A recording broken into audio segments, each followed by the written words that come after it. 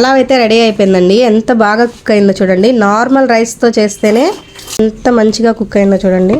Rice కుక్కర్లో normal rice తోటి ఇంట్లో ఉండే వాటితోనే పలావ్ అయితే చేస్తున్నాను. బ్యాచిలర్స్ కానీ బిగినర్స్ కానీ ఎలా సింపుల్గా ఈజీగా చేసేసుకోవచ్చు. మనం కొంచెం నెయ్యి వేసుకుందాము. తర్వాత ఇందులోనే కొంచెం ఆయిల్ వేసుకుందాము.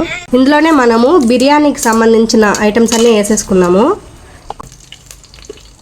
కొంచెం ఫ్రై అయిన తర్వాత ఇందులోనే పెద్ద ఉల్లిపాయ కట్ చేసుకున్నాను, అదనమాట ఇది. అలాగే 3 పచ్చిమిరపకాయలు వేస్తున్నాను.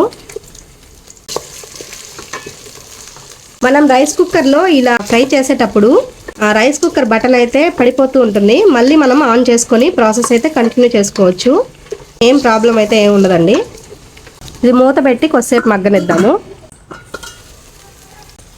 ఉల్లిపాయలు కొద్దిగా ఫ్రై అయ్యాయి కదా, టమాటాలు కట్ చేస్తున్నాను, ఇవి కూడా వేసేద్దాము. కొద్దిగా పసుపు ఇలా కొంచెంసేపు ఉప్పుకుంటూ ఫ్రై చేసుకోవాలి. మూత పెట్టి మగ్గనిద్దాము. ఇదిగోండి టమాటాలు కూడా మెత్తగా మగ్గిపోయాయి. అల్లం వెల్లుల్లి పేస్ట్ వేసుకుందాము. పచ్చివాసన అంతా పోయేలాగా ఫ్రై చేసుకోవాలి. కొద్దిగా కొత్తిమీర వేసుకుంటున్నాను. 1 స్పూను గరం మసాలా పౌడర్ వేసుకుంటున్నాను.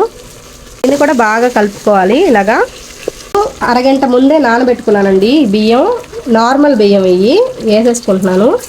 కూడా కొంచెం ఫ్రై అవనిద్దాము. నేను ఈ గ్లాస్ తోటి బియ్యం తీసుకున్నాను. దీంతో కొలతగా 1.5 గ్లాస్ అనమాట వాటర్ వేస్తున్నాను.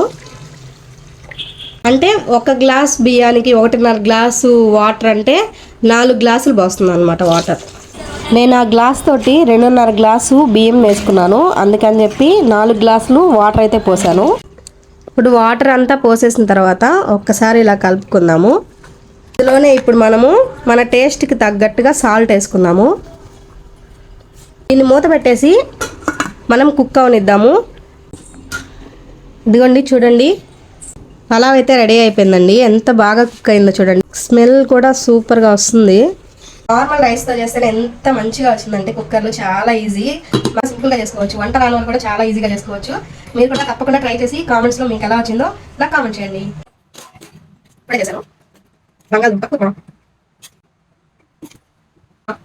చాలా బాగా వచ్చింది.